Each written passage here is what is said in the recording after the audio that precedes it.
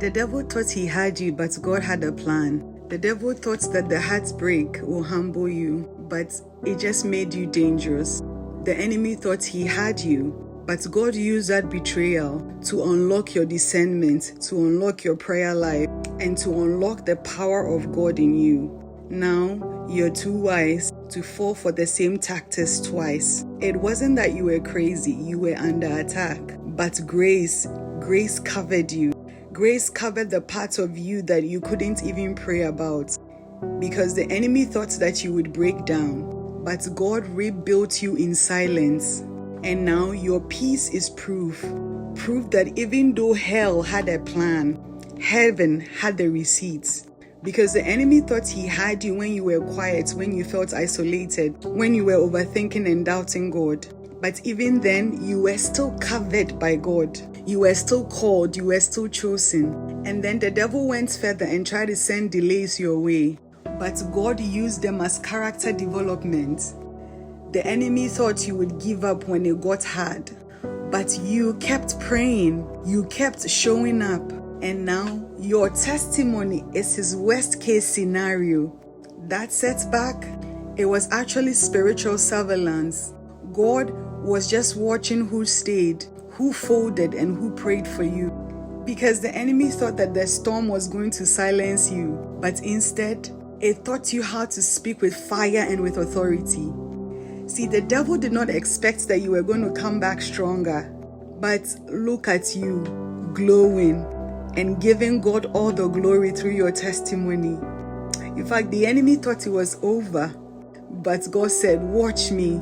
Watch me resurrect the version of themselves that I always wanted to use.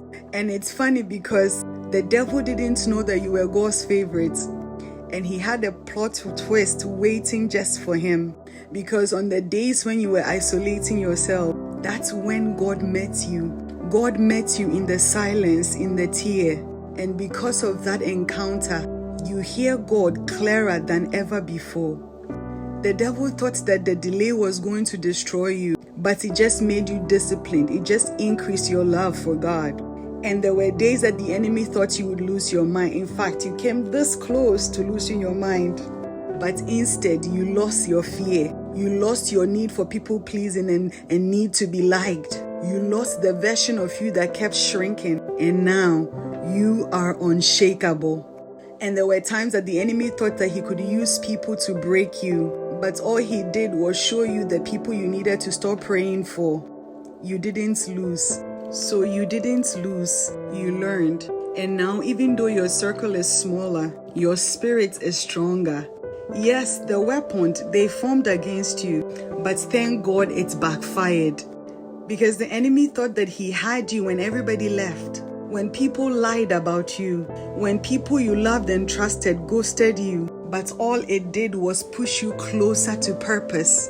Because God said, I will use this too. And that was the enemy's worst mistake, letting you survive the attack. Because now, you are not just healed, you are dangerous. You pray differently, you walk into rooms differently, and you know who you are. He thought that whatever you lost was going to make you bitter, but it made you bold, and you stopped explaining yourself to people, and it helped you to stop releasing the things that God wanted you to release.